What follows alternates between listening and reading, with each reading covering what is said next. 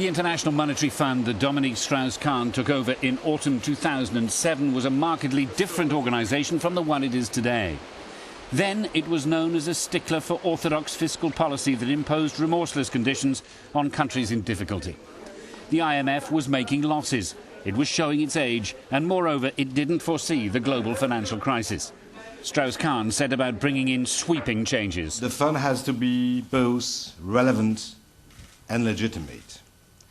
Relevant means that the fund has to adapt to globalization, to adapt to a new kind of financial crisis, as we may experience this time, starting in the United States with the debate on the subprime mortgage, but other kind of crisis may happen.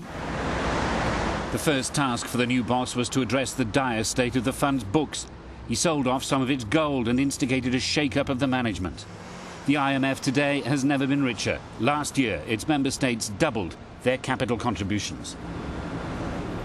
Strauss-Kahn also overhauled the workings of the board, redistributing voting rights so emerging economies had a bigger say. China moved up to third place in terms of voting power. Brazil, India and Russia gained influence too under the reforms. And Europe abandoned 2 of the 9 seats it had occupied in the boardroom. Thank you very much for inviting us as well. Strauss-Kahn pushed major stimulus spending to help troubled states avoid another Great Depression during the financial crisis, and then he turned to debt-strangled European states, not the IMF's traditional domain.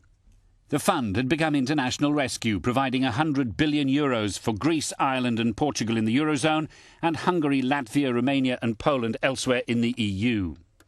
In return, though, the IMF demanded draconian austerity measures. And for those on the street who had to tighten their belts, there was little love lost for the financial firemen of Washington, D.C. Strauss-Kahn, though, did rescue the image of the fund somewhat, with interest-free loans for the poorest countries. But his early departure from the job put paid to his plan to reshape the entire international monetary system. Strauss-Kahn's dream was to make the IMF pivotal in any such ambitious reform, but he left with it still on the drawing board.